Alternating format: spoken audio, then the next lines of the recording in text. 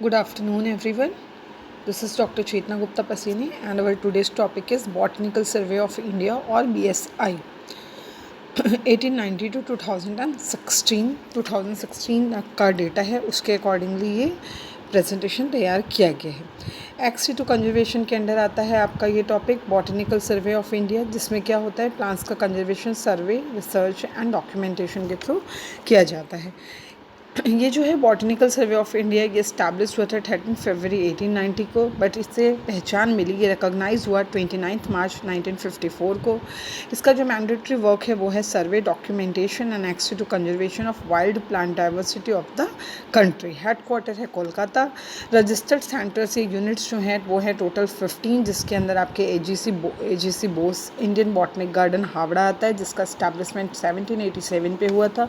Botanic garden of Indian republic Noida, जिसका establishment 2002 में हुआ था। And industrial section Indian museum Kolkata. इसके जो मेन ऑब्जेक्टिव्स हैं, उद्देश्य जो हैं बॉटनिकल सर्वे ऑफ इंडिया के, वो क्या हैं?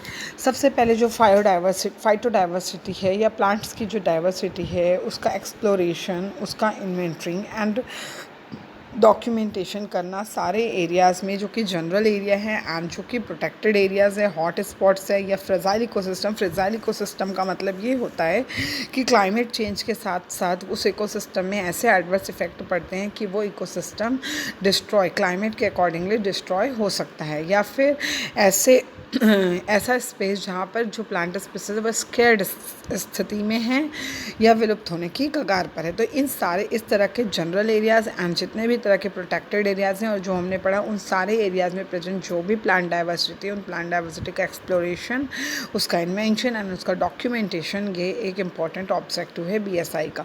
फिर सेकेंड कि जितने भी फ्लोरास प्रेजेंट हैं, उन फ्लोरा का district, state and national level पर पब्लिकेशन, ये एक ऑब्जेक्टिव है।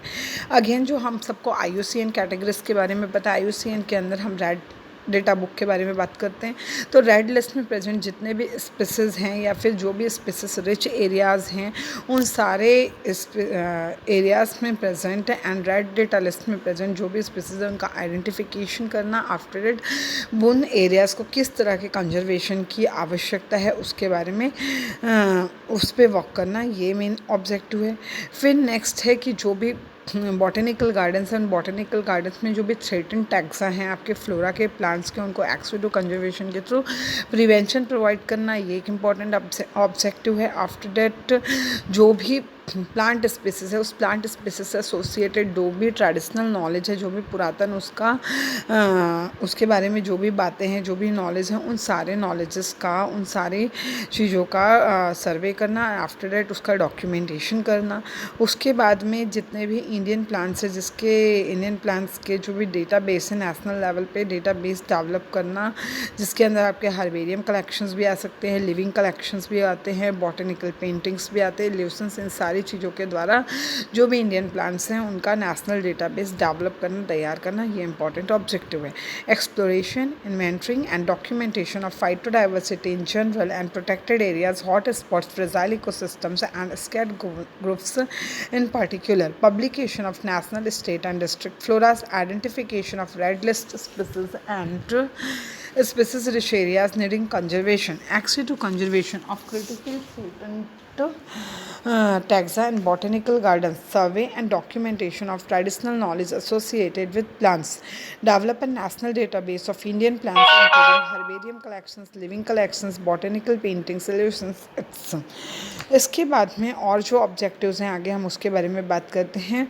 जो भी सिलेक्टेड प्लांट ग्रुप्स है जिसका आप स्टडी कर रहे हैं, उन प्लांट ग्रुप्स का मोनोग्राफ या रिवाइजनरी तैयार करना, ये इंपॉर्टेंट ऑब्जेक्टिव है। नेक्स्ट है कि प्लांट टेक्सोनॉमी से रिलेटेड कैपेसिटी बिल्डिंग के लिए प्लांट टेक्सोनॉमी के लिए क्या करना, रेफरेंसेस कोर्सेज को ऑर्गेनाइज करना। इसके बाद में जो बॉटनिकल सर्वे ऑफ इंडिया से एसोसिएटेड या उससे असाइंड जो भी स्टडी एरिया हैं, वहाँ पर इन्वायरमेंटल इम्पैक्ट असेसमेंट के ऊपर वर्क करना। इन्वायरमेंटल इम्पैक्ट असेसमेंट का मतलब ये होता है कि ऐसे एरिया में प्रेजेंट जो भी प्लांट स्पीसीज़ है वो प्लांट स्पीसीज़ उस प्लांट स्पीसीज़ का या उस पर वर्क करने का, आप जो भी प्लांट सेलेक्ट कर रहे हैं अपने स्टडीज़ के लिए या उस पर जो भी आप रिसर्च मैथड अप्लाई कर रहे हैं, इम्प्लीमेंट कर रहे हैं, तो उस प्लांट के ग्रोथ का एंड डेवलपमेंट का इन्वायरमेंट पे क्या इम्पैक्ट पड़ता है, और उसके बाद में इसको आपको इंटर रिलेटेड करना है कि उस प्लांट स्पीसीज का सोशियो इकोनॉमिक, कल्चरल या ह्यूमन हेल्थ पे क्या इम्पैक्ट है,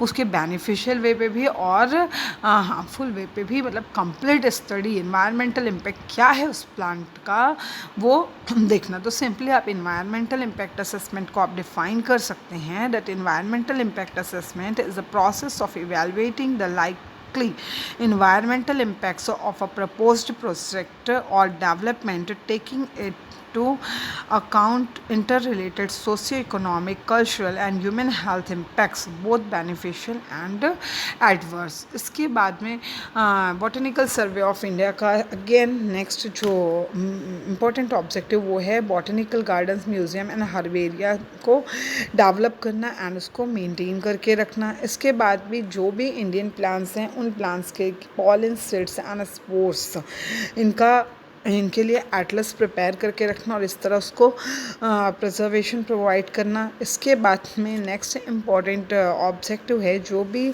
इकोनॉमिकली यूज़फुल प्लांट स्पीसीज़ है उसकी क्या न्यूट्रिटिव वैल्यू है या उसका इथनो बॉटनिकल स्टडीज़ में क्या इम्पोर्टेंट है, इथनो फूड प्लांट्स में क्या इम्पोर्टेंट है, उन सारी चीज़ों का क्वालिटेटिव एनालिसिस करना। तो ये आप देख लीजिए मोनोग्राफिक और revisionary studies on selected plant groups, capacity building in plant taxonomy through refresher courses, environmental impact assessment of areas assigned to botanical survey of India for study, develop and maintain botanical gardens, museums and herbaria, preparation of pollen seed and spore atlas of Indian plants, qualitative analysis of nutritive value of ethno food plants and other economically useful species. इसके बाद में हम एक्सिटो conservation में ये botanical survey of India क्या role play किया है अभी 2016 तक हम उसके बारे में बात करेंगे। BSI के थ्रू अभी तक 413 प्लांट्स इंट्रोड्यूस हो चुके हैं। ये 413 प्लांट स्पीसीज़ का इंट्रोडक्शन कहाँ हुआ है AGC BIBG, जिसका फुल फॉर्म है एटलांटा जर्नल एंड कॉन्स्टिट्यूशन। यहाँ पर उसके बाद BGIR botanical garden of Indian Republic और इससे एसोसिएटेड जितने भी तरह के बॉटनिकल गार्डन या इससे एसोसिएटेड जो भी रीजनल सेंटर्स हैं उन सारे सबका मिला के अभी तक 413 स्पीसीज BSI इंट्रोड्यूस कर चुका है। माइक्रो प्रोपिगेशन की प्रोसेस के थ्रू ये हम प्लांट टिश्यू कल्चर के अंडर पढ़ते हैं। माइक्रो प्रोपिगेशन के प्रोसेस के थ्रू जिन प्लांट्स को कंजर्वेशन प्रोवाइड किया गया है अब तक उनमें है आपका साइमिबीडियम टिग्रिनम, एलेक्स खशियाना, रोडोडेंड्रॉन वेट्टी, रोडोडेंड्रॉन मैकाबेनम, इंडोपाइप्टिडिनिया ऑथेंसिस, एर्मोस्टाइचस सुप्रेबा, पिटोस्पोरम, इरियोकार्पम। ये कुछ प्लांट स्पीसीज है जिसको माइक्रो प्रोपिगेशन के थ्रू कंजर्वेशन प्रोवाइड किया गया है। इसके अलावा BSI का इम्पॉर्टेंट फंक्शन जो एक्सिटो कंजर्वेशन के फॉर्म में होता है वो है बॉटनिकल गार्डन्स को फाइनेंशियल असिस्टेंस प्रोवाइड करना। यहाँ पे आपका ये टॉपिक कंप्लीट होता है।